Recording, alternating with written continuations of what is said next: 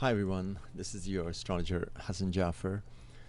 I just heard about Whitney Houston, and I thought I'll put my interpretation here also to help you all understand what's going on and what happened. This is from my site astrotrends.net, and now here's her chart, her natal chart. She was a Leo actually, along with Venus being the sign of Leo also. Venus and Leo very much like Amy Winehouse. And she also had Mercury in the sign of Virgo, like Winehouse as well. And they both had certain things in common, which I'll explain a little later on. The Leo part gave her the charisma and the star qualities, of course. And her rising sign was Pisces, which gives an acute sensitivity, almost a painful sensitivity, and a sense of pathos and sadness. And she always had that about her, but also makes a person very much sensitive to the needs of poor people and the needy.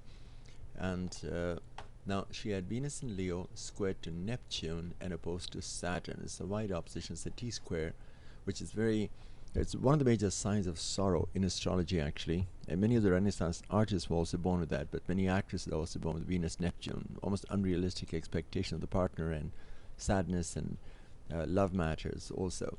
Now, her Mercury was in Virgo, which made her very self-critical and also very close to Pluto. The Mercury-Pluto indicates when you violate the divine truth, or you are very fatalistic, when you feel you have no hope, for example. And Mercury was very close to Uranus, which makes a person quite brilliant and original, but also plays havoc on the nervous system and makes them very susceptible to having nervous breakdowns, actually. She had Moon very close to Jupiter in the first house, which gave her a tremendous amount of publicity, of course, and the public response. And she was born with Neptune, the sign of Scorpio, in the 8th house. 8th house is all these life and death situations, and it always makes a person feel a bit morbid.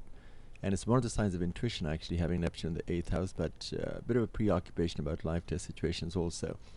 She had Neptune by transit. She had Neptune transiting her 12th house from a number of years, and plus having Pisces here indicates escapist tendencies and drugs, etc. But she was just coming out of it. The Neptune-Saturn conjunction was a lot of mental stress she was coming out of, actually. Mars touching off that Pluto in the last few weeks, and it was coming up, actually.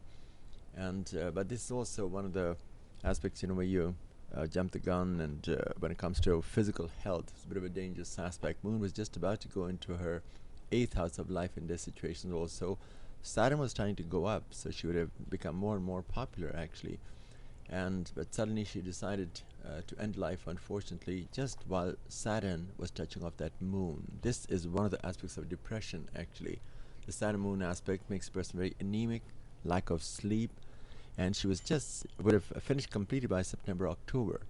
But unfortunately, many of the people, just after the heavy transits, they end this aspect. We don't know what has happened to her, but I would imagine that she has ended her own life in this aspect. Very, very talented singer, of course, one of the best singers the world's ever known. It's very tragic, and I'll put some more about it later on. You can visit my site astrotrends.net. The site is here, and also you will find all the other charts I've analyzed also here.